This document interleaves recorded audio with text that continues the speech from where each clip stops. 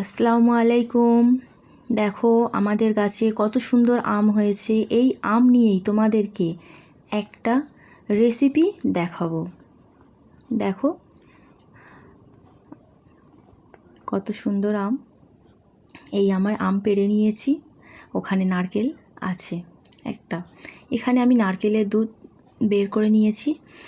ওখানে আমি আমটাকে একটু হলুদ মাখিয়ে রেখেছি কেটে। এখানে আমি দুটো পেঁয়াজ কেটে নিয়েছি। এখানে আমি চিনি নিয়েছি, তোমরা তোমাদের যেমন মিষ্টি খাবে তেমন চিনিটা আন্দাজ মতো দিয়ে দেবে। এখানে দারচিনি, ওখানে এলাচ আছে 4টে, এখানে হলুদের গুঁড়া আছে, ওখানে একটু লঙ্কার গুঁড়া আছে, ওখানে কালো সর্ষে, ওখানে নুন আছে 1 চামচ। এখানে আমি এবার আমটাকে একটা প্রেশার কুকারের মধ্যে আমটাকে সিদ্ধ করে নেব। খুব বেশি কিন্তু সিদ্ধ করলে হবে না, 2 থেকে 3টে সিটি দিয়ে দেবে। দিয়ে তোমরা দেখে নেবে যে কেমন আমটা সিদ্ধ হয়েছে। আমি ওতে জল দিয়ে দিয়েছি। এটা আমি একটু কালারের জন্য একটু হলুদের গুঁড়া দিলাম, আর আমি ওর মধ্যে 2টো এলাচ দিয়ে দিলাম। এবার আমি একটা দারচিনি টুকরা ওর মধ্যে দিয়ে দিলাম। দিয়ে আমি ওটাকে এবার সিদ্ধ করে নেব। দেখো আমি সিদ্ধ করতে বসিয়ে দিয়ে এখানে আমি কড়াই বসিয়ে দিয়েছি। আমার ওটা সিদ্ধ করা হয়ে গেছে। আমি এবার কড়াইয়ের মধ্যে 2 টেবিল চামচ তেল দিলাম। আমি কিন্তু সাদা তেল দিয়েছি, তোমরা যে কোনো তেল দিতে পারো। আমি ওখানে 2টো এলাচ আর একটা দারচিনি দিয়েছি। এখানে আমি যে পেঁয়াজটা কুচিয়ে রেখেছিলাম তার অর্ধেকটা আমি এর মধ্যে দিয়ে লাল করে নিয়েছি। ওর মধ্যে আমি একটু কালো সর্ষে রেখেছিলাম, সেটাই দিয়ে দিচ্ছি। দেখো একটু হালকা লাল করব, একটু হালকা লাল করবে, বেশি লাল না। লাল করে নিয়ে আমি ওর মধ্যে এবার যে সিদ্ধ করা আমটা রেখেছিলাম সেই আমটা আমি এবার ওর মধ্যে দিয়ে দিলাম। দিয়ে আমটা দিয়ে আমি একটু নাড়াচাড়া করছি। এবার আমি ওর মধ্যে যে লবণটা রেখেছিলাম 1 টেবিল চামচ রেখেছি, তোমরা তোমাদের যেমন লাগবে সেরকম আন্দাজে তোমরা দিয়ে দেবে।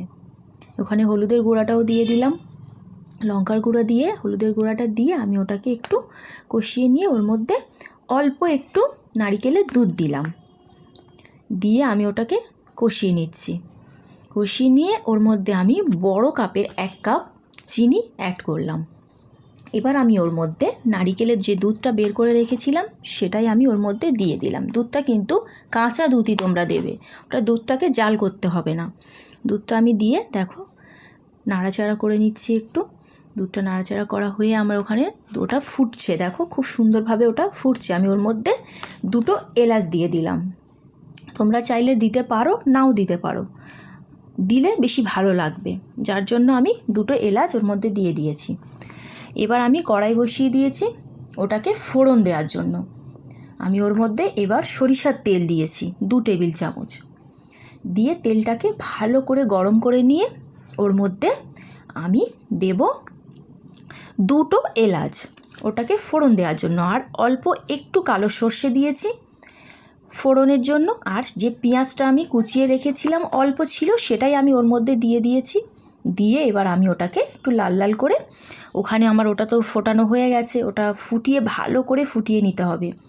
নিয়েই কিন্তু তবে কিন্তু এর মধ্যে ফোড়ন দিতে হবে। দেখো আমি এবার ওটাকে ফোড়নের জন্য আমি এই কড়াইতে দিয়ে দিলাম। দেখো আমার এটা ফোড়ন দেওয়া হয়ে গেছে।